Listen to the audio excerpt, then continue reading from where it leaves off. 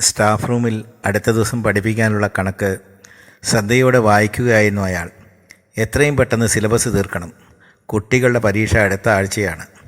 മനസ്സ് മറ്റെവിടേക്കും അലയാൻ വിടാതെ പുസ്തകത്തിൽ തന്നെ പിടിച്ചു നിർത്തിയിരുന്ന സമയത്ത് അതാ മൊബൈൽ ശബ്ദിക്കുന്നു.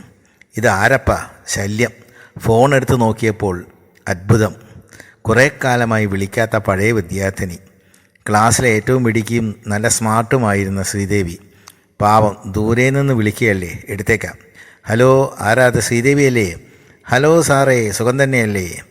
ആവൂ, ആരെങ്കിലും തൻ്റെ സുഖവിവരം അന്വേഷിച്ചാൽ അയാൾക്ക് ഭയങ്കര സന്തോഷമാണ്. പ്രത്യേകിച്ച് മുൻ വിദ്യാർത്ഥികൾ. അവരല്ലേ നമ്മുടെ യഥാർത്ഥ സ്വത്ത്. സുഖം തന്നെ കുട്ടി. ഇപ്പോഴും പഴയ സ്കൂളിൽ ടീച്ചറല്ലേ? ആ അതെ അതെ, പഴയ സ്കൂളിൽ തന്നെ. സാർ ഇപ്പോൾ നാട്ടിലായിരിക്കുമല്ലേ?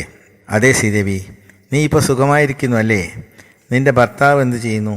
തിക്കിത്തിരക്കി ഒരുപാട് കാര്യങ്ങൾ അയാൾ അന്വേഷിച്ചു. എല്ലാത്തിനും ഒന്നോ രണ്ടോ വാക്കിൽ മറുപടി കിട്ടി.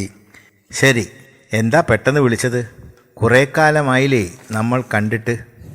എന്താ വല്ല ഓൾഡ് സ്റ്റുഡൻസ് മീറ്റും ഉണ്ടോ? അതോ, ഞാൻ നടൻ ശ്രീനിവാസൻ്റെ മകൻ വിനീതിനെ കണ്ടപ്പോൾ സാറിനെ ഓർമ്മ വന്നു. അയാളും സാറിനെ പോലെയാണ്. അയാൾക്ക് പെട്ടെന്നൊരു സന്തോഷം. തന്നെ കുട്ടികൾ എത്ര കാലം കഴിഞ്ഞിട്ടും മറക്കുന്നില്ല. ആട്ടെ, താൻ എന്തിനാ ഇപ്പോൾ വിളിച്ചത്? സാറേ, എന്നെ ഒന്ന് സഹായിക്കണം. എന്താ കാര്യം പറയൂ. എനിക്ക് അത്യാവശ്യമായി ഒരു 5000 രൂപ വേണം. സാറ് ഇതേ നമ്പർ ഗൂഗിൾ പേ ചെയ്താൽ മതി. അയ്യോ, അത്രയും വയ്യ. ഞാനൊരു 3000 തരാം. ശരി, എന്നാൽ സാറ് വേഗം അയക്കൂ. ഓക്കെ. ഫോൺ കട്ടായി. അപ്പോഴേക്കും ചില കുട്ടികൾ കോളേജിലെ പ്രശ്നങ്ങൾ സംസാരിക്കാൻ വന്നു. അതിൽ മുഴുകി സമയം പോയത് അറിഞ്ഞില്ല.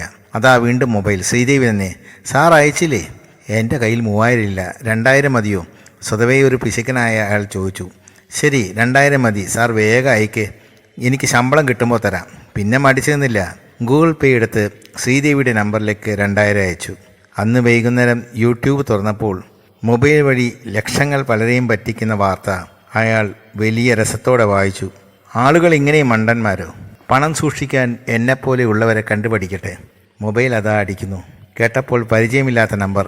ഹലോ, സാറല്ലേ? അതെ, ആരാ? എന്നെ മനസ്സിലായില്ലേ? ഞാൻ സാറ് പണ്ട് പഠിപ്പിച്ച ശ്രീദേവിയാ.